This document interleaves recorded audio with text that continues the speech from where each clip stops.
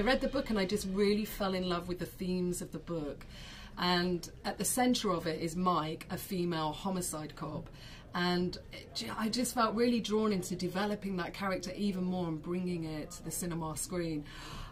In the film, I would say it's I call it a radical adaptation, because I know people get quite torn up about their favourite books being adapted, and I thought I don't want to describe the book. The book is a brilliant entity in its own right. I want to do something else with it, and I mean, there's a flavor of there is an essence of the book in this film, but this is not an adaptation of the book. It is your vision of. But because then they kind of stand alone, and I think that's really they're complementary. Great. They're complementary, and I think, you know, it's Martin Amis and it's Carol Morley, and they have their own. They each remain their own. Yeah, and piece of art. Actually, I think what was interesting was that when I told people, you know, before I did it, when I was writing it, they were like, "You doing Martin Amis? What?" You know, and they were saying, "Why don't you do a female author?" And I'm like, "But I'm really interested in this book," and it felt really exciting. And at some point, it felt like I was rescuing the characters from the pages of a book. It became quite strange, and I was dreaming of them like they were mine. And in fact, they are mine. You're mine. Patricia belongs to me. Mike belongs to me. Forever. Forever.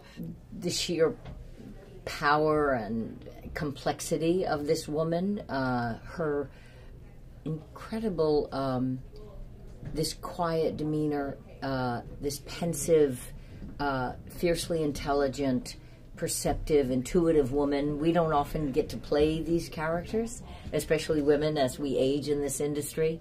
We're rarely called upon to play really complex and masculine and determined characters that have nothing to do with a husband, a partner, a child. This is a woman whose life is work, and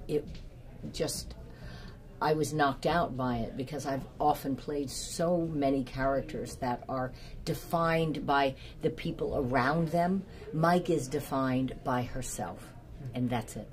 I met with this amazing detective in New York.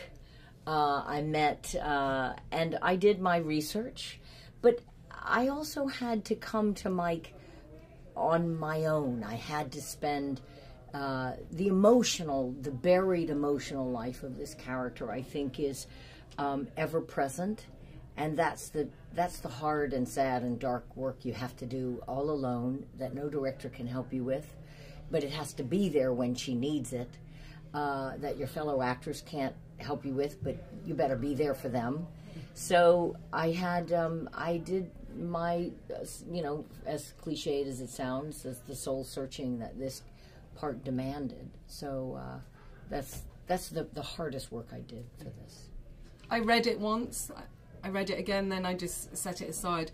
So I'm now very confused about what's in the book and what isn't, and what, you know. Yeah. But I think what I was profoundly interested in is this idea that apparently we know more about the universe than we do about the mind.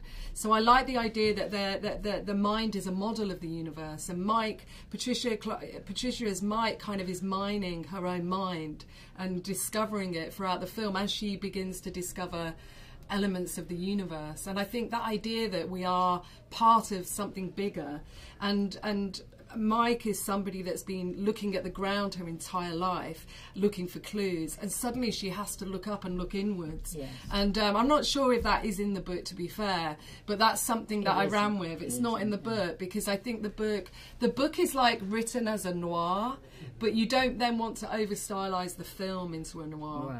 Right. And the language in the book is very stylized, which really works in the book. But if we did that now, I mean, Brick did it very brilliantly, but I didn't want to become that stylized in the film.